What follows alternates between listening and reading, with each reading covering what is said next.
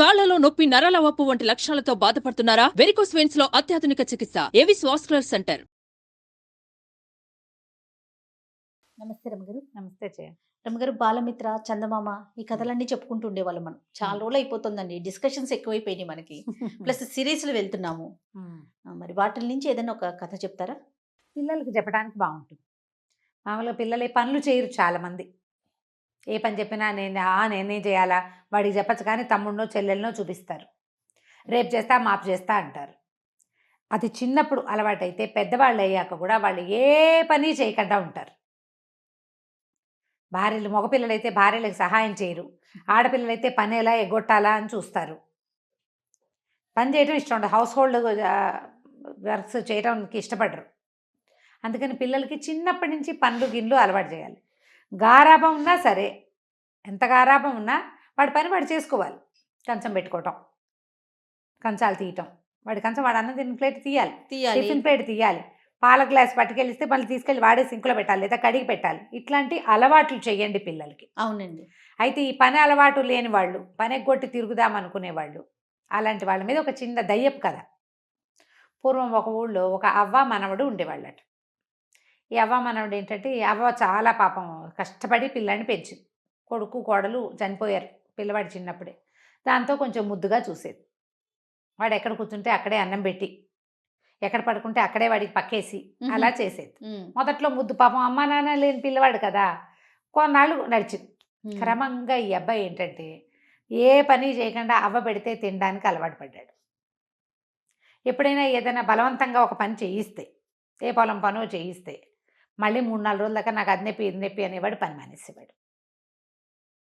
కానీ తిండి కావద్దు, తిండి కావాలిగా, వాళ్ళ దగ్గర వీళ్ళ దగ్గర డబ్బులు తీసుకుని ఏవో ఒకటి కొనుక్కుని తినేసేవాడు. మళ్ళీ ఆ డబ్బులు వెనక్కి కట్టడానికి, పని చేయడానికి బద్ధకం. ఊళ్ళలో అప్పుడు ఏముంది, వస్తు మార్పిడ్లు, పని మార్పిడ్లు అవి ఉండేవి. ఏదో కొట్ల నుంచి వస్తువులు తెచ్చుకుంటే కొట్లో అవసరమైన పని చేసి పెట్టాలి. ఓ పొలంలో నుంచి ఏదైనా తెచ్చుకుంటే వాళ్ళకి పొలం పని అవసరమైనప్పుడు చేయాలి. అబ్బాయి అసలు చేసేవాడే కాదు. ఎప్పుడు ఏదో ఒక గొడవ వచ్చేది వాళ్ళ ఇంటికి. మీ వాడు అది తీసుకున్నాడు ఇది తీసుకున్నాడు అంటే, బామ్మ మామ అవ్వ ఒక్కతే ఎక్కడి నుంచి ఇస్తుంది? రోజు అనేది, ఒరే నేను నిన్ను మొయ్యలేకపోతున్నాను, చాలా బరువు అయిపోయావు నువ్వు, నాకు పని చెయ్యి, ఏదైనా పని చేయి, పెద్దవాడివి అవుతున్నావు, 18 ఏళ్ళు వచ్చినాయి, పని చేయకపోతే ఎట్లా, ఇంకా 4 ఏళ్ళు పోతే పెళ్లి చేసుకుంటావు, పెళ్లి కావాలంటే నేను పని చేయను అనేవాడు. మరి పెళ్లి చేసుకుంటే భార్యను పోషించుకోవద్దు, మరి పిల్ల చెల్ల పుడితే వాళ్ళని చూడొద్దు. దాంతో ఇక అవ్వ విసిగిపోయేది. ఒకరోజు ఏమందంటే, ఒరే నువ్వు ఎక్కడికైనా వెళ్ళిపో, నాతో నువ్వు ఉండద్దు అంటే వాడి కోపం వచ్చింది. కోపం వచ్చి ఏమనుకున్నాడు, ఎంతసేపు పని పని అంటుంది, హాయిగా చెరువు గట్టును కాళ్ళు చాపుకుని పడుకుంటే ఎంత హాయిగా ఉంటుంది, గాలేస్తుంటే నిద్ర పడుతుంది. అన్నం వేళకి ఇంటికి వస్తే అవ్వాయిలాగా అన్నం పెడుతుంది. అవ్వ అన్నానికి డబ్బు ఎక్కడి నుంచి తెస్తోంది అనేది వాడికి అక్కర్లా. సరే ఏమనుకున్నాడు, ఇది లాభం లేదు, వీడితో ఉండకూడదు, అడవిలోకి వెళ్ళిపోదాం హాయిగా, ఏ పని చేయక్కర్లా, అడవిలో ఏముంది పని, ఏదో కాయ కసరు కనపడుతుంది, వాటితో పొట్ట నింపుకుని హాయిగా ఉండొచ్చు. రోజు ఎట్లా గడుస్తుంది అనే ఊహ లేదు. ఒకవేళ ప్రమాదం ఉంటుందేమో, ఇంకా అంతదాకా వాడు ఊహించలా. వాడికి ఏదైనా ఊహిస్తే ముందే పని చేసేవాడు. అదే కదా. సరే అట్లా పోయి ఒక అడవిలో ఓ చెట్టు కింద కూర్చున్నాడు. చెట్టు కింద కూర్చుంటే ఆ చెట్టు మీద ఒక దయ్యం ఉందట, చింత చెట్టు. అది ఏం చేసింది, పైనుంచి చింతకాయలు రాల్చింది. వీడు పళ్ళు పండితే బాగుంటాయి, పులపులగా తీతీగా బాగుంటాయి. 4 పళ్ళు తిన్నాడు, అక్కడే కూర్చున్నాడు. అదేమనుకుందంటే, సరేలే వీడిని ఏం చేస్తామని సాయంకాలం దాకా చూసింది. చీకటి పడినా వాడు వెళ్ళల. పగలల్లా దానికి అంత శక్తులు ఉండవు, సాయంత్రం పూట చీకటి పడేసరికి శక్తి పెరుగుతుంది. రాత్రికి వెళ్ళిపోతాడేమో అనుకుంది. ఎవ్వరూ చింత చెట్ల కింద పడుకోరు. అవును, మర్రి చెట్ల కింద, చింత చెట్ల కింద పడుకోకూడదు అనుకుంటారు. వీడు పోవటల్లా కాళ్ళు చాపుకుని పడుకున్నాడు. అవతల ఏదో నీళ్లున్నాయి, పోయి మంచినీళ్ళు తాగొచ్చాడు. కాసేపు అటు ఇటు తిరిగాడు, ఏవో తిన్నాడనమాట, చెట్ల పళ్ళో కాయలో దుంపలో తిన్నాడు. వచ్చి మళ్ళీ చెట్టు కింద పడుకునేసరికి దయ్యానికి ఆశ్చర్యం వేసి దిగొచ్చింది తెల్లవారుసామున. ఏరా అబ్బి, నీకు భయం ఎట్లేదా, ఏంటి, ఎందుకు వచ్చావు ఏమిటి అని అడిగితే, అబ్బో ఊళ్ళో ఉంటే పని చేయాలి, ఎంత పనో, ఎప్పుడు పని, ఎంత చేసినా తరగదు, మా అవ్వ ఒక పని వెనకాల ఒక పని, ఒక పని వెనకాల ఒక పని చెప్తుంది, ఓ రోజు చేసి మానేయటానికి ఉండదు, పని చేయి అంటారు. నాకేమో ఖాళీగా కూర్చోవాలని ఉంటుంది. ఓకే, మా అవ్వ నేను పోషించలేనని తిడుతుంది, కోపం వచ్చేసానన్నాడు. ఈ దయ్యానికి అప్పుడప్పుడు వచ్చే మనుషులు ఆ రోడ్డు మీద, వాళ్ళు పట్టుకెళ్ళే సంచులు, వాళ్ళు ఎప్పుడైనా వదిలిపెడితే తనకి వాసన వచ్చేటువంటి తినుబండారాలు అవన్నిటి మీద మంచి ఆసక్తి ఉంది. దయ్యం అందైతే ఓ పని చేద్దామా, నువ్వు నా బదులు చెట్టు మీద ఉండు, నేను నీ బదులు ఊళ్ళోకి వెళ్తా.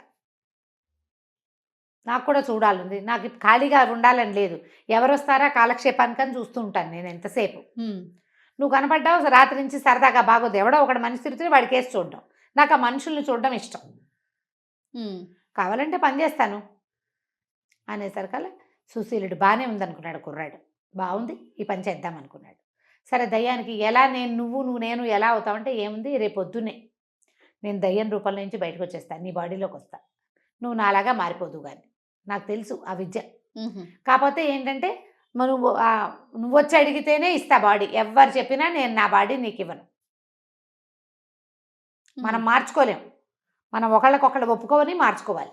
ఓకే, ఒకళ్ళు ఒప్పుకోపోయినా రెండో వాళ్ళకి అవకాశం లేదు.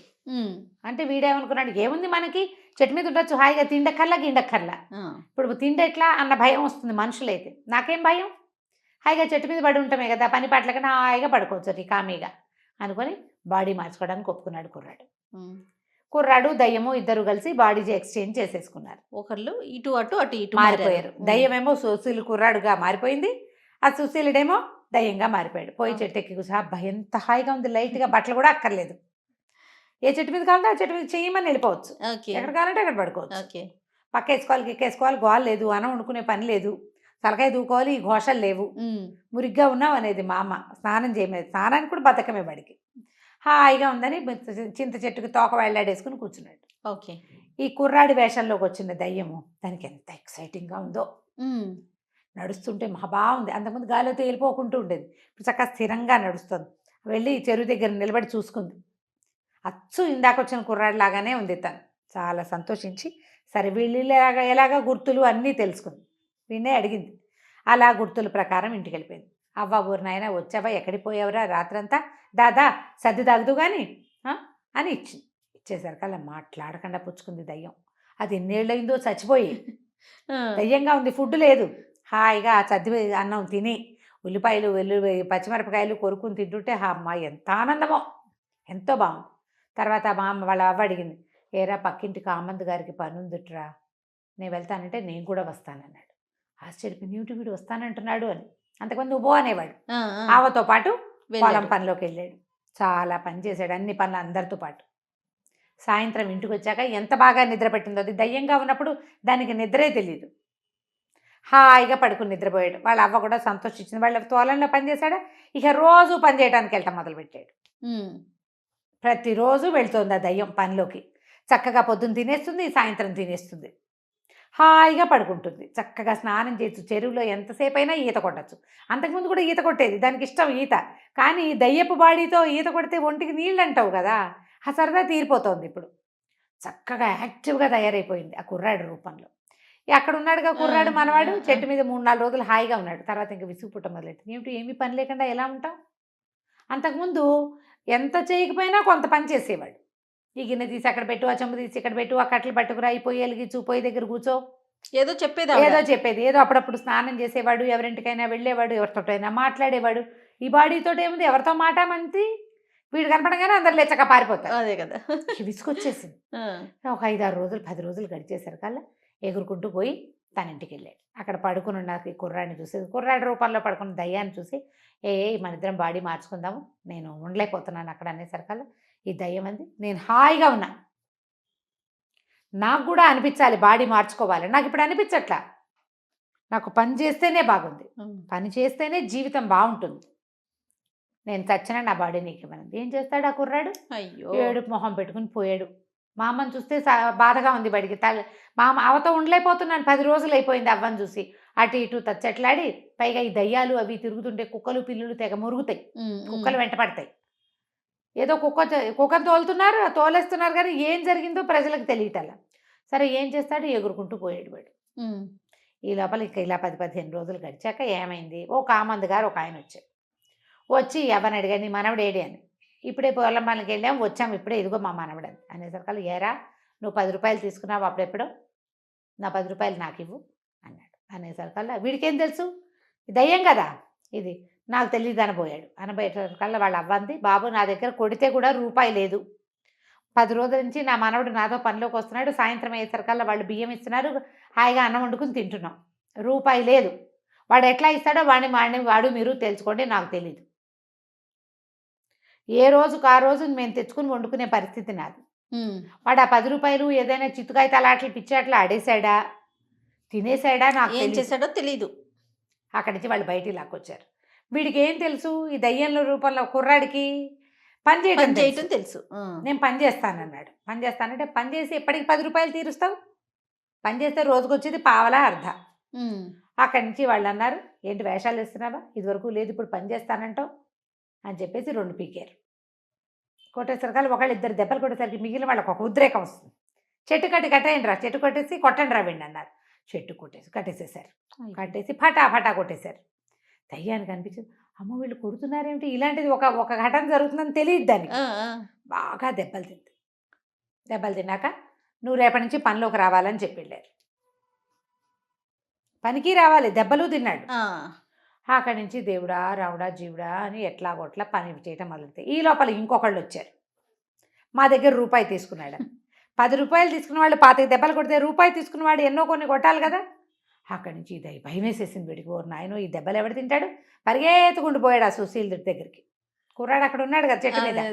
బాబు నీ బాడీతో నేను పడలేనురా, ఈ దెబ్బలు ఎవడు తింటాడు, ఎవడి దగ్గర నువ్వేమేమి బాకీలు చేసావో వాళ్ళంతా కొట్టడానికి వస్తున్నారు, ఇప్పుడు ఏమిటి పని చేయించుకుంటారు, కసి తీరడానికి కొడతారు.